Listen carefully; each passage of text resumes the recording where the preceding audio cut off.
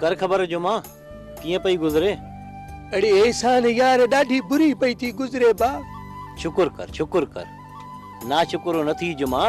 वाह अरे यार एहसान वाह, रोज़ पियो थो पादर खावां पोइ बि शुक्र कयां। हाँ अड़े पादर पंहिंजे पिरकारनि ते थो खाई। ऐसा न पादर त पंहिंजे पिरकारनि ते थो खावां, पर चांहि जे लाइ बि ॾोकड़ कोन्हनि के वतां तो बाथू खाईंदो पोइ बि शुक्र करियां। हाँ बाथू न खा, चांहि तोखे मां पीआरियां थो, पर हाणे हिकु कमु करे अचु। ऐसा न जे तुंहिंजो कमु कयां हा त चांहि जो मोहताज थोरी हुजां। जुमा तोखे भुंड खाइण जे लाइ कोन थो चवां, मां वारे छोकिरे देरि कई आहे, वञी उनखे वठी अचु, मूंखे देरि थी थिए शहर वञण जे लाइ। तू मुंहिंजे लाइ चांहि तयारु कराए मां वठी थो अचांसि, पर ॿुध जे तो वारो पुटु शरीफ़ खेरा जी घिटीअ में हूंदो त पोइ बामू जी तो बहज़ारी न बा ॾाढी ॾींगी माई आहे। ओॾांहुं छो न वेंदे? ओॾांहुं यार कर्फ्यू लॻियल आहे, पर हिकिड़ी ॻाल्हि आहे, मां वञा थो चांहि जे लाइ त मथो ॾिबो न बा। हाँ ठीकु आहे, कोशिशि कयूं था।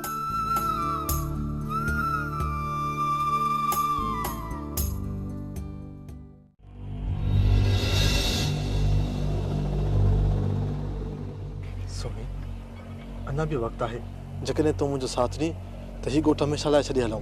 न शरीफ़, मां पंहिंजे पीउ मां खे धोखो नथी ॾेई सघां। बाक़ी मूंखे धोखो ॾेई सघीं थी?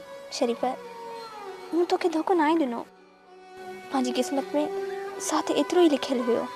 सोनी जेकॾहिं तूं चाहीं त पंहिंजी क़िस्मत वरी जुड़ी सघे थी। मां चाहियां थी त तूं मूंखे हिते अची वधीक बदनाम करण जी कोशिशि न कर। थी सघे थो त मां तुंहिंजे ॿिए सॾ ते न अचां, भई तोखे ई ॾुख थींदो। इन ई करे क़िस्मत जो लिखियो सम्झी मूंखे विसारे छॾ। अॼु खां पोइ मूं बि तोखे विसारे छॾियो।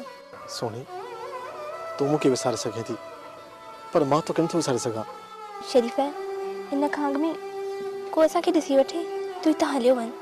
न सोनी, अॼु आउं हितां न वेंदुसि जेसिताईं मूंसां तूं हलण जे लाइ तयारु न थींदी आहे। न शरीफ़, मां पंहिंजे पीउ मां खे धोखो नथी ॾेई सघां।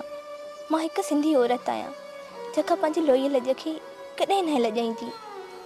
जे मुंहिंजा पीउ मां राज़ी न आहिनि त उन्हनि जी ख़ुशियुनि जी ख़ातिर मां पंहिंजूं ख़ुशियूं क़ुर्बान करे छॾींदी।